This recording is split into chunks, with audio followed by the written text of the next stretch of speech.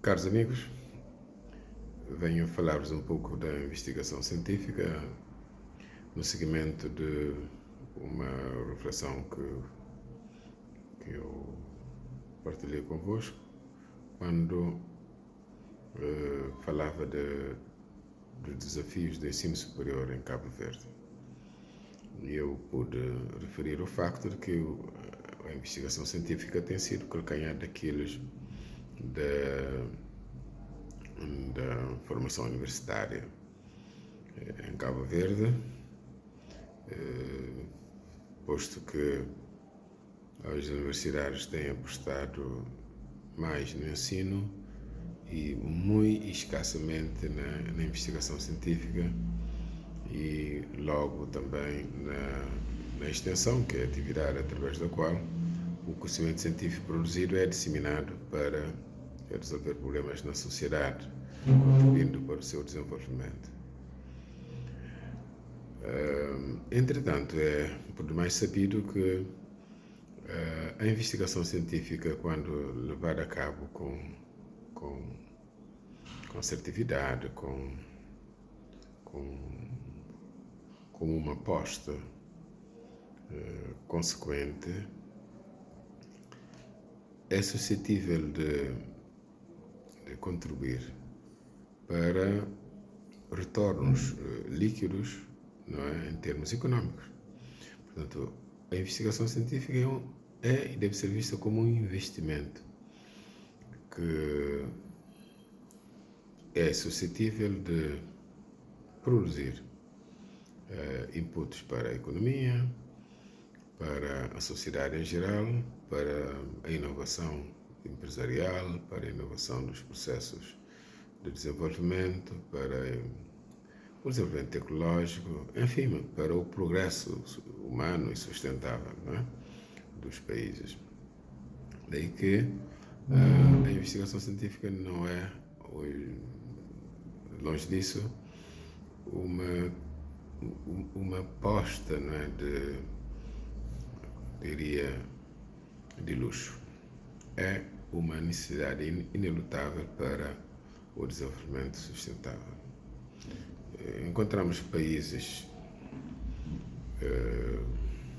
com poucos ou escassos recursos naturais clássicos, como a produção mineira, com, enfim, energias fósseis, mas países que, pela investigação, aprofundam o conhecimento do potencial de desenvolvimento que existe sempre em todo lado. Eu referi-me há pouco ao facto de que eu não concordo com aqueles que dizem que Cabo Verde não tem recursos. Não, Cabo Verde tem recursos. Tem um território marítimo imenso, né? Tem um potencial de desenvolvimento a partir da economia marítima suscetível de viabilizar o país. Mas também tem a possibilidade de gerar recursos através de energias não convencionais para investir. Estou a falar de energias do solar, eólica, das ondas do mar, etc., para potenciar o desenvolvimento das localidades as mais remotas e para desenvolver todos os recantos do país, não é? E criar qualidade de vida nesta terra. Não é? É importante poder, pela investigação científica, identificar as oportunidades, não é? de investimento e de sucesso econômico. Quando vejo os nossos vales, os nossos litorais, não é, praticamente sem aproveitamento, ou com escasso aproveitamento em termos de investimento na produção, eu digo que há aí um manancial imenso de oportunidades que são perdidas. Quando vejo que nós estamos cercados de água por todos os lados e depois dizemos que nos falta água, estamos a dizer que estamos a utilizar escassamente os recursos naturais, porque a água do mar tem sido utilizada para produzir água para o abastecimento domiciliário, para investimento, para abastecimento de empresas e instituições, mas também pode ser e deve ser também aproveitar essa água desalinizada, porque não para desenvolvimento da agricultura, da fruticultura, etc, etc. Ora bem, o que eu quero dizer, entretanto, é que essa situação de escassa aposta na investigação científica não é um problema só de Cabo Verde. É um problema que atinge sobretudo países ditos do Sul, como sucessivos relatórios da Unesco têm salientado. Eu mesmo tenho produzido artigos citando esses relatórios que fazem um ponto de situação da aposta na investigação científica, na formação de pesquisadores e investigadores, etc, etc. Mas o que esses relatórios evidenciam é que há países que no seu conjunto representam menos de 30% da população mundial, por exemplo, ao juntar os Estados Unidos, a União Europeia, a Rússia e a China, juntos, esses países, que entretanto produzem mais de 2/3 da produção científica internacional. Ora, o que é que isto significa? Significa que é o Norte, sobretudo, que produz o conhecimento científico internacional, também tem o maior número de pesquisadores, tem o maior volume de recursos em termos absolutos muito maior que é alocado à investigação científica, e por isso obtém retornos líquidos, não é, para a economia, que faz com que continue a manter a sua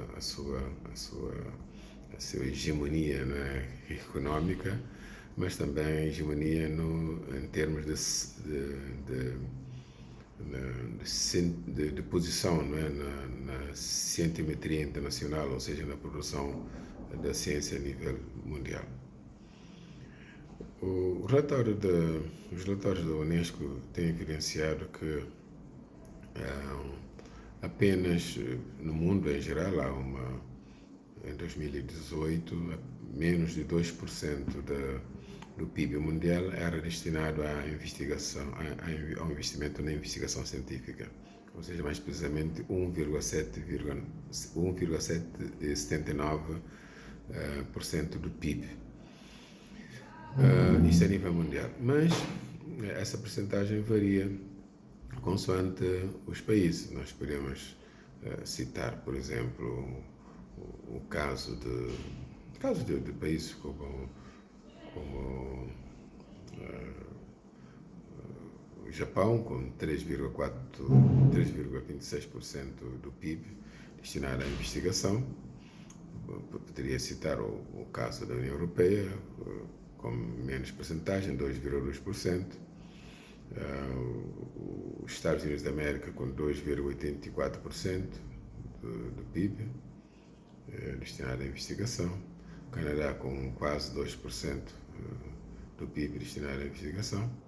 Mas podemos depois ver casos como do país da América Latina, em que menos de 1% do PIB, 0,66% do PIB é destinado à investigação científica em 2018, acontecendo quase a mesma coisa, mas ainda numa proporção ainda menor que na América Latina, a nível da África subsaariana, onde apenas 0,51% da produção do produto interno bruto, do PIB, é destinado à investigação.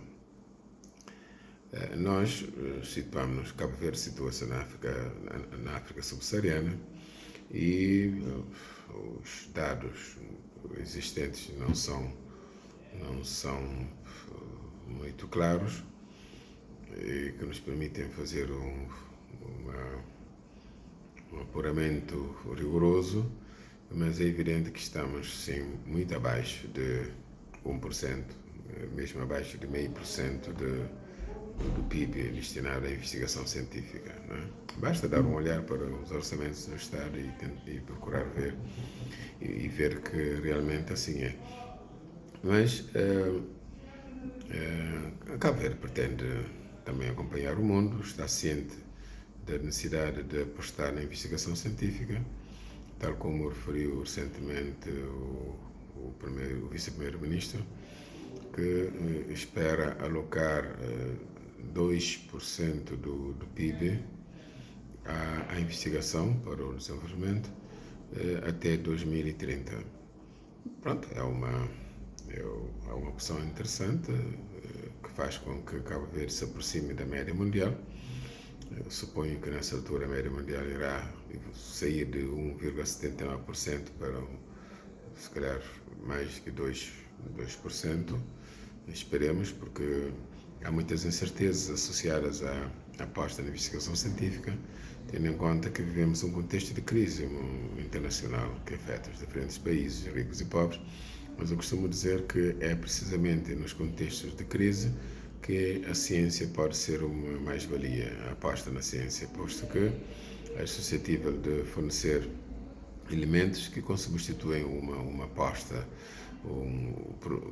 em projetos suscetíveis de ajudar os países a saírem da crise e a ganharem competitividade. Não é?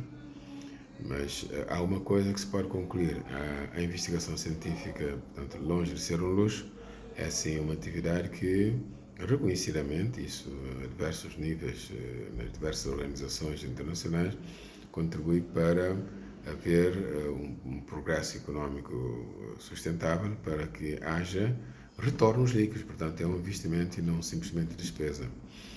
E é claro que nesse processo há ainda que criar condições para a fixação, na medida do possível, dos investigadores nos próprios países do Sul, pois estes tendem a fugir, a deslocar-se para países do Norte em busca de melhores condições de vida.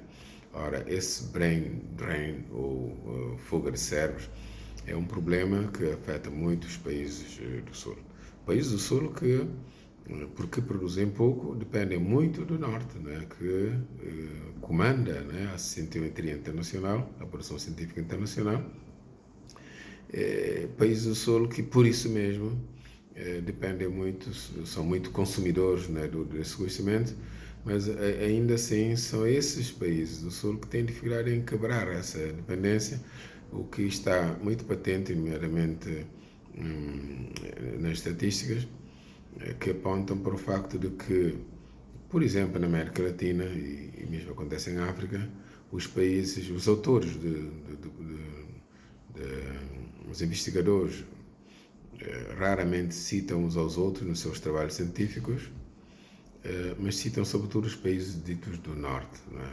Isso em grande proporção. Portanto, isso para mostrar que há uma dependência muito grande que tende a perdurar, e isso, as boas políticas também de governação podem ajudar a reduzir essa fuga de cérebros que afeta grandemente a investigação. E por último, uma palavra para dizer que a investigação científica, a importância que é dar à investigação científica não se mede apenas pela percentagem do PIB destinada a essa atividade. Porquê? Porque digamos, os países que maior produção nacional têm podem destinar uma percentagem aparentemente pequena, mas em termos absolutos alocam um maior número de recursos, não é? Enquanto outros países com escassa produção, digamos, tendem a destinar um valor maior do PIB, como acontece, por exemplo, no caso de Israel, que é um exemplo da aposta consequente na investigação como forma de resolver os problemas